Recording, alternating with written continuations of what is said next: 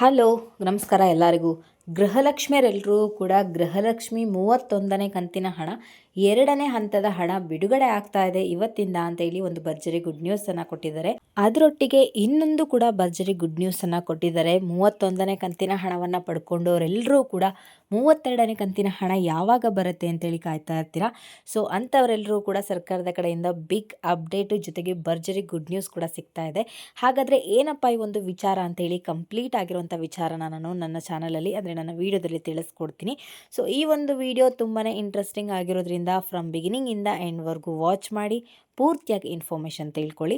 ಹಾಗೆ ಹೊಸದಾಗಿ ಯಾರೆಲ್ಲ ನನ್ನ ಚಾನಲ್ಗೆ ವಿಸಿಟ್ ಮಾಡ್ತಾ ಇದ್ರಾ ದಯವಿಟ್ಟು ನನ್ನ ಚಾನಲ್ಗೆ ಸಬ್ಸ್ಕ್ರೈಬ್ ಆಗೋದನ್ನು ಮರಿಬೇಡಿ. ಹಾಗೆ ತಪ್ಪದೆ ಈ ಒಂದು ವಿಡಿಯೋಗೆ ಲೈಕ್ ಮಾಡಿ, ಶೇರ್ ಮಾಡಿ, ಕಮೆಂಟ್ ಮಾಡಿ.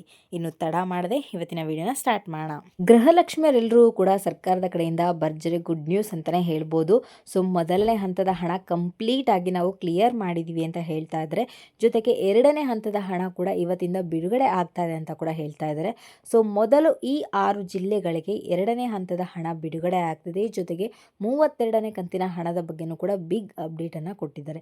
ಸೊ ಮೊದಲನೇದಾಗಿ 2ನೇ ಹಂತದ ಹಣ ಯಾವ ಜಿಲ್ಲೆಗಳಿಗೆ ಬಿಡುಗಡೆ ಆಗ್ತಾ ಇದೆ ಅಂತೇಳಿ ಮೊದಲನೇದಾಗಿ ನಾವು ನೋಡಿದ್ರೆ ಉತ್ತರ ಕನ್ನಡ ಜಿಲ್ಲೆ, ದಕ್ಷಿಣ ಕನ್ನಡ ಜಿಲ್ಲೆ, ಬೀದರ್ ಜಿಲ್ಲೆ, ಗುಲ್ಬರ್ಗ ಜಿಲ್ಲೆ, ಕೊಪ್ಪಳ ಜಿಲ್ಲೆ, ಹಾವೇರಿ ಜಿಲ್ಲೆ, ಹಾಸನ ಜಿಲ್ಲೆ. ಸೊ ಇದಿಷ್ಟು ಜಿಲ್ಲೆಗಳಿಗೆ ಗೃಹಲಕ್ಷ್ಮಿ ಹಣ 2ನೇ ಹಂತದ ಹಣ ಬಿಡುಗಡೆ ಆಗಿದೆ ಅಂತ ಇಲ್ಲಿ ಒಂದು ಭರ್ಜರಿ ಗುಡ್ ನ್ಯೂಸನ್ನು ಕೊಟ್ಟಿದ್ದಾರೆ. ಇವತ್ತು ಬೆಳಗ್ಗೆ 10:00 ಗೃಹಲಕ್ಷ್ಮಿ ಹಣ 2ನೇ ಹಂತದ ಹಣ ಬಿಡುಗಡೆ ಆಗ್ತಾ ಇದೆ. ಸೊ ಈಗಲೂ ಕೂಡ ಸಾಕಷ್ಟು ಜಿಲ್ಲೆಗಳಿಗೆ, ಸಾಕಷ್ಟು ಗೃಹಲಕ್ಷ್ಮಿಯರಿಗೆ, ನಾರ್ತ್ ಜಿಲ್ಲೆಗಳಿಗೆ ಸಾಕಷ್ಟು ಗೃಹಲಕ್ಷ್ಮಿಯರಿಗೆ ಈಗಾಗಲೇ ಹಣ ತಲುಪಿರುತ್ತೆ. ಸೊ ಈ ವಿಡಿಯೋ ನೋಡ್ತಾ ಇರೋಂಥವ್ರು ಯಾರಾದರೂ ಈ ಒಂದು ಯಾವ ಜಿಲ್ಲೆಗಳು ಹೇಳಿದೆ ಆ ಜಿಲ್ಲೆಗಳಲ್ಲಿ ನೀವೇನಾದರೂ ಇದ್ದರೆ ಹಣವನ್ನು ಪಡ್ಕೊಂಡಿದ್ರೆ ದಯವಿಟ್ಟು ಕಮೆಂಟಲ್ಲಿ ತಿಳಿಸಿ. ನಿಮ್ಮ ಕಮೆಂಟ್ ತುಂಬ ಅಂದರೆ ತುಂಬಾ ಮುಖ್ಯ ಆಗುತ್ತೆ, ಸಾಕಷ್ಟು ಜನರಿಗೆ ಹೆಲ್ಪ್ಫುಲ್ ಆಗುತ್ತೆ. ಸೊ ಹಾಗಾಗಿಬಿಟ್ಟು ಹಣವನ್ನು ಪಡ್ಕೊಂಡಿದ್ರೆ ದಯವಿಟ್ಟು ಕಮೆಂಟಲ್ಲಿ ತಿಳಿಸಿ. ಇನ್ನೂ ಕೂಡ ಮೊದಲನೇ ಹಂತದ ಹಣ ನಾವಿನ್ನೂ ಪಡ್ಕೊಂಡಿಲ್ಲ. ಲಾಸ್ಟ್ ವಿಡಿಯೋದಲ್ಲಿ ಯಾವ ಜಿಲ್ಲೆಗಳಿಗೆ ಮೊದಲನೇ ಹಂತದ ಹಣ ಬಿಡುಗಡೆ ಆಗ್ತಾ ಇದೆ ಅಂತೇಳಿ ನಾನು ಲೀಸ್ಟನ್ನು ಕೂಡ ಹೇಳಿದ್ದೆ. ಸೊ ಆ ಲೀಸ್ಟನ್ನು ಕೂಡ ಒಂದ್ಸರಿ ಚೆಕ್ ಮಾಡ್ಕೊಳ್ಳಿ. ಆ ಜಿಲ್ಲೆಗಳಲ್ಲಿ ನೀವಿದ್ದರೂ ಕೂಡ ನೀವು ಹಣವನ್ನು ಪಡ್ಕೊಂಡಿಲ್ಲ ಅಂದರೆ ಏನು ಮಾಡಬೇಕು ಅನ್ನೋದನ್ನು ಕೂಡ ನಾನು ನನ್ನ ವಿಡಿಯೋದಲ್ಲಿ ಹಾಕಿದ್ದೀನಿ, ನನ್ನ ಚಾನಲಲ್ಲಿ ಹಾಕಿದ್ದೀನಿ. ಈ ಒಂದು ಡಾಕ್ಯುಮೆಂಟ್ ಸಬ್ಮಿಟ್ ಮಾಡಿದ್ರೆ ಮಾತ್ರ ನಿಮಗೆ ಗೃಹಲಕ್ಷ್ಮಿ 31 ಆಗಿರ್ಬೋದು, 32 ಆಗಿರ್ಬೋದು ಅಥವಾ ಮುಂಬರುವಂಥ ಎಲ್ಲ ಕಂತಿನ ಹಣ ಜಮೆ ಆಗೋವಂಥದ್ದು ಅಂತ ಹೇಳಿ ನಾನು ಕ್ಲಾರಿಟಿಯನ್ನು ಕೊಟ್ಟಿದ್ದೀನಿ. ಸೊ ದಯವಿಟ್ಟು ಇನ್ನೂ ಆ ಒಂದು ಕೆಲಸ ಮಾಡಿಲ್ಲ ಅಂದರೆ, ಆ ಒಂದು ಡಾಕ್ಯುಮೆಂಟ್ನ ಯಾರಾದರೂ ಸಬ್ಮಿಟ್ ಮಾಡಿಲ್ಲ ಅಂದರೆ ಆದಷ್ಟು ಬೇಗ ಸಬ್ಮಿಟ್ ಮಾಡಿ. ಆ್ಯಂಡ್ ಅದ್ರ ಬಗ್ಗೆ ಹೆಚ್ಚಿನ ಮಾಹಿತಿ ಬೇಕು ಅಂದರೆ ಡಿಸ್ಕ್ರಿಪ್ಷನಲ್ಲಿ ಲಿಂಕನ್ನು ಹಾಕಿರ್ತೀನಿ. ಆ್ಯಂಡ್ ಐ ಕಾರ್ಡಲ್ಲೂ ಕೂಡ ಲಿಂಕನ್ನು ಹಾಕಿರ್ತೀನಿ, ಅದ್ರ ಮುಖಾಂತರ ನೀವು ಚೆಕ್ ಮಾಡ್ಕೋಬೋದು.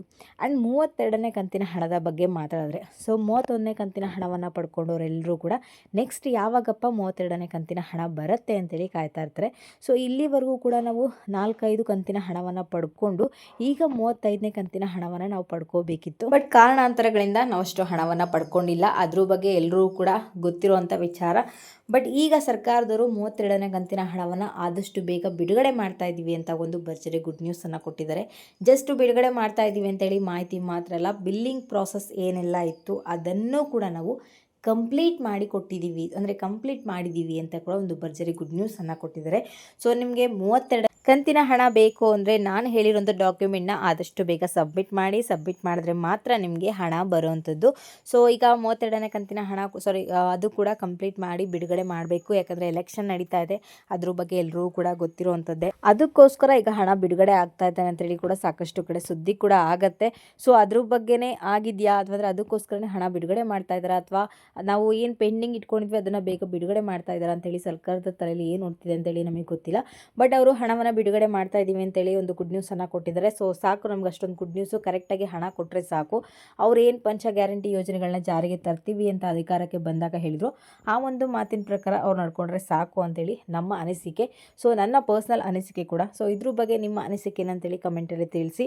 ಸೊ ಇದಾಗಿರುತ್ತೆ ಇವತ್ತಿನ ವಿಡಿಯೋ ಬಂದುಬಿಟ್ಟು. ನಿಮ್ಗೇನಾದರೂ ಈ ಒಂದು ವಿಡಿಯೋ ಇಷ್ಟ ಆಯಿತು ಅಂದರೆ ದಯವಿಟ್ಟು ನನ್ನ ಚಾನಲ್ಗೆ ಸಬ್ಸ್ಕ್ರೈಬ್ ಆಗೋದನ್ನು ಮರಿಬೇಡಿ. ಹಾಗೆ ತಪ್ಪದೆ ಈ ಒಂದು ವಿಡಿಯೋಗೆ ಲೈಕ್ ಮಾಡಿ, ಶೇರ್ ಮಾಡಿ, ಕಮೆಂಟ್ ಮಾಡಿ.